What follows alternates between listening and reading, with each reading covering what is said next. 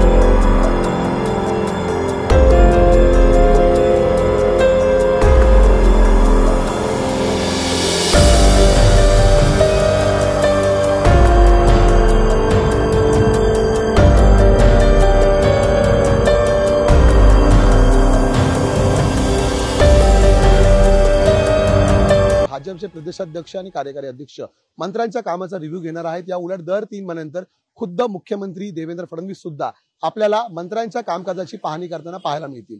त्यामुळे एकूणच म्हटलं तर पुढच्या 3 ते 6 महिन्यांमध्ये ज्या मंत्र्यांचा परफॉर्मन्स खराब असेल त्यांना घरचा दस्ता जर भाजपने दाखवला तर आश्चर्य वाटायला नको। विधानसभेच्या घवघवीत यशानंतर भाजपमध्ये मंत्रिपदासाठी रस्सीखेच सुरू होती। मंत्रिपदाचं वाटप झाल्यानंतर मंत्र्यांच्या कामाचं ऑडिट करण्याचा निर्णय भाजप पक्षाने घेतलाय। त्यामुळे 5 वर्षांसाठी मंत्रिपद मिळालं असलं तरी ते टिकवण्यासाठी मंत्र्यांना परफॉर्मन्सची गरज आहे।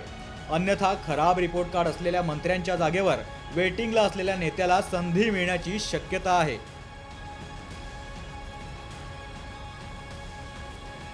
आत्ता करत असलेल्या मंत्र्यांसमोर परफॉर्मन्स द्या नाही तर घरी जा अशी अवस्था पाहायला मिळत आहे। कारण भाजपच्या रांगेमध्ये असलेल्या आमदारांची संख्या ही तितकीच मोठी आहे। परिणामी दर 3 महिन्यानंतर होणाऱ्या ऑडिट मध्ये नेमकं कुणाचं रिपोर्ट कार्ड चांगलं येतंय आणि कोण फेल ठरतंय याकडे आपलं लक्ष असेल। कॅमेरामन निकेश मोरे सह मी चेतन नावरे, मुंबई। लोकशाही मराठी ऐका, पहा, जागरूक रहा।